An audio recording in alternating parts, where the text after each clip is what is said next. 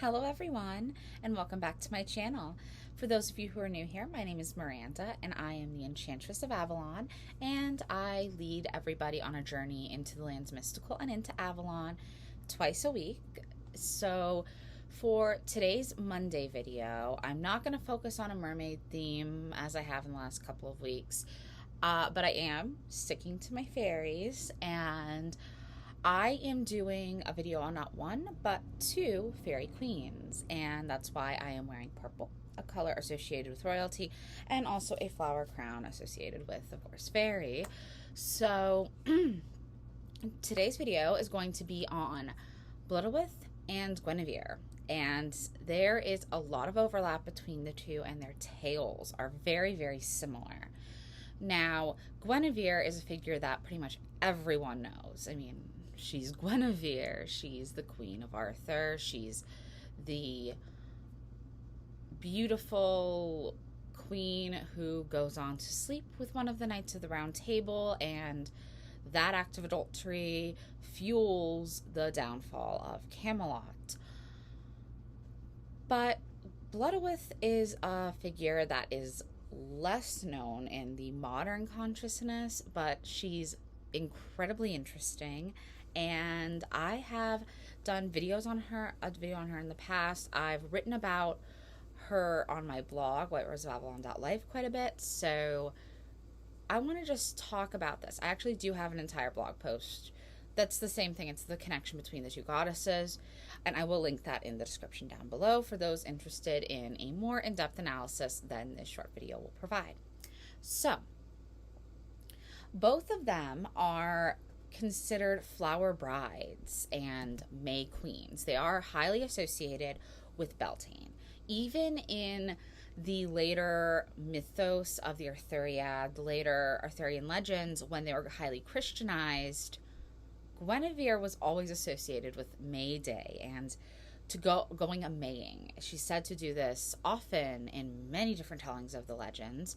And to go a Maying meant to go and pick flowers with all of her different ladies' maids, and to, create flower crowns, and to really honor this very, very important time of year, the blossoming, the blooming of May as spring is turning into summer.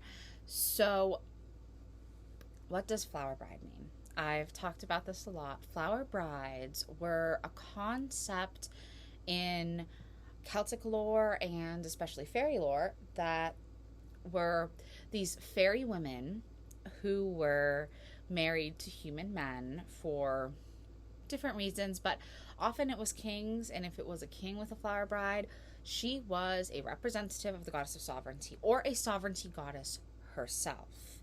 In the case of both Blodeuwedd and Guinevere, they're both originally goddesses themselves. So they are married to this man in order to cement his rule over the land. They themselves are the sovereignty of the land. And that is why the breakdown of these relationships put into jeopardy the king's rulership of his land. So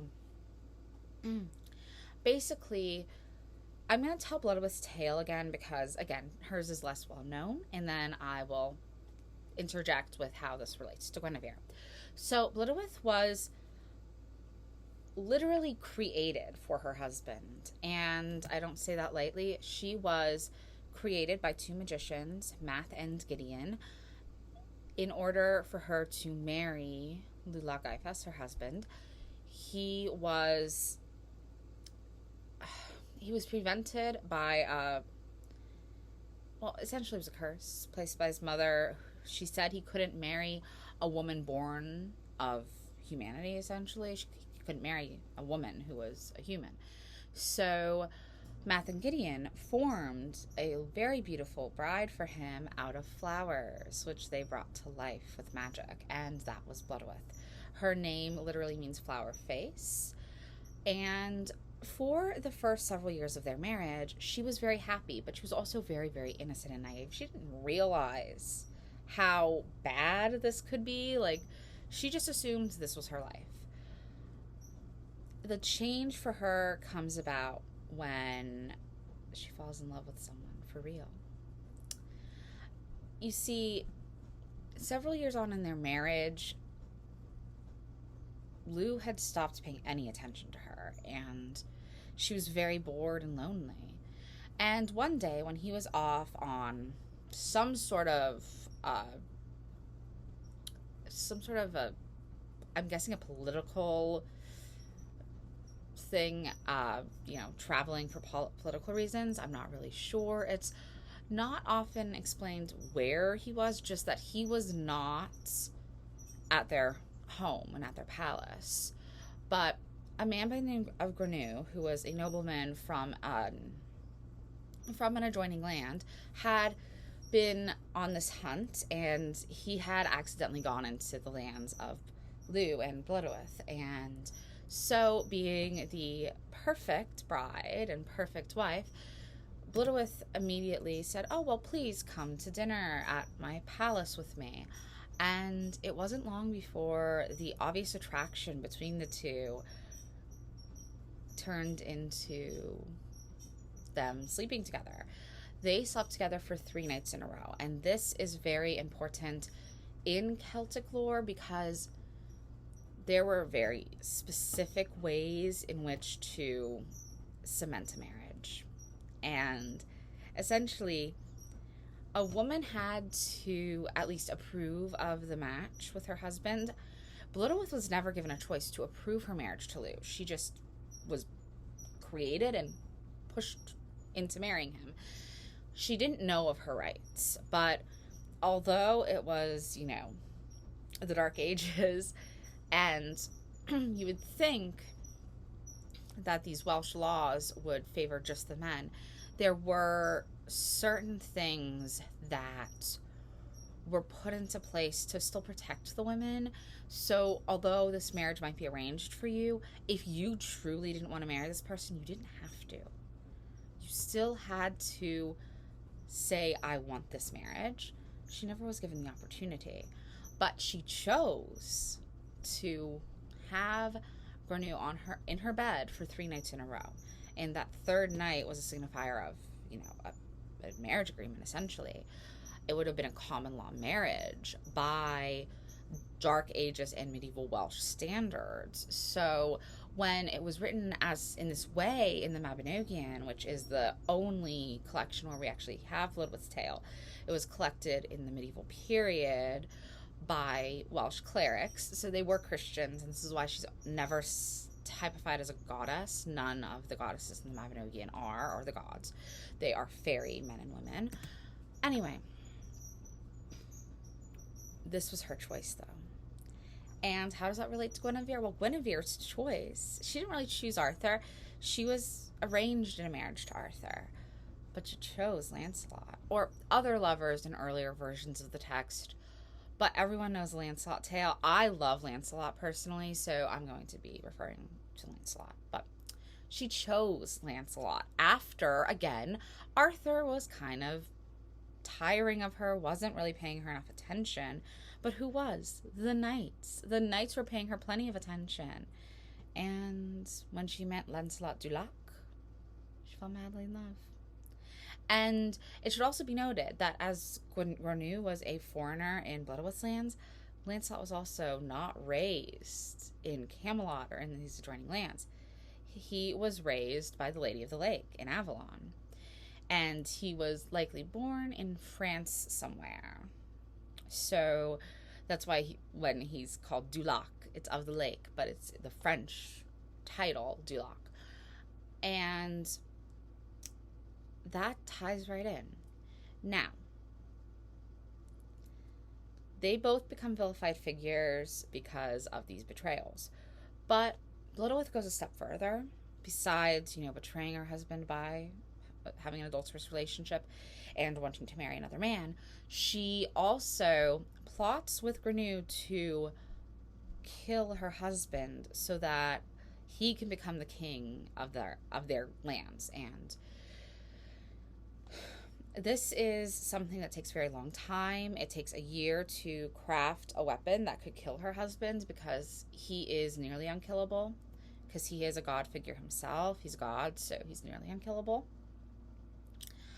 But finally, the spear that could kill him is crafted, and they get him in the right circumstances and attempt to kill him.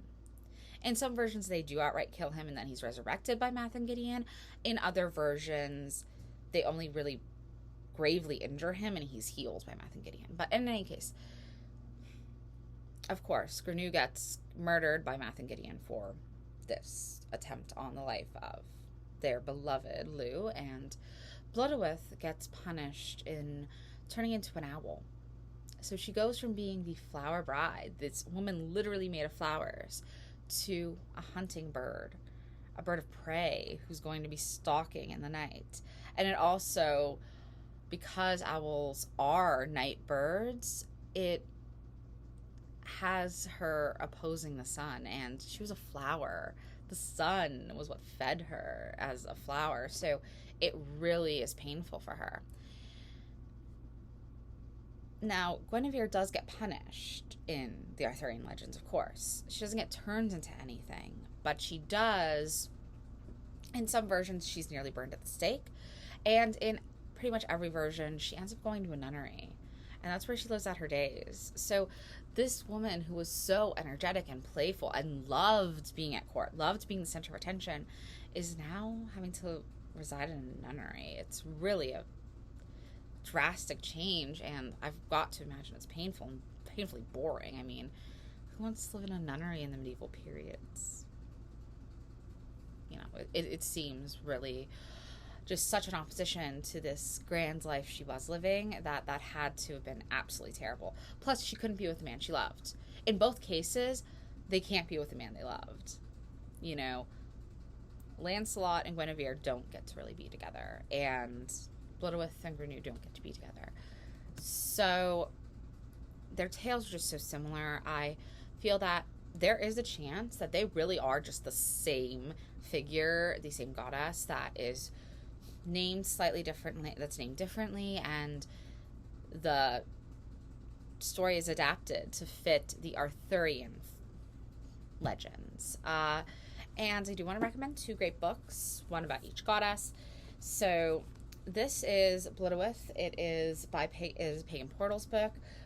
Blodeuwedd, the Welsh goddess of seasonal sovereignty, and it is by Jenna Telendrew. I hope I'm pronouncing her name right. She's a fantastic author, and she is the founder of the Sisterhood of Avalon, and she's also does all of these Avalonian trainings and such. She's a priestess of Avalon in that particular tradition. There are many traditions.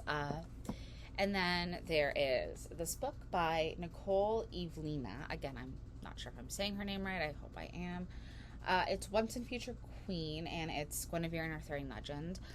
And this book takes a look at all of her different literary guises and really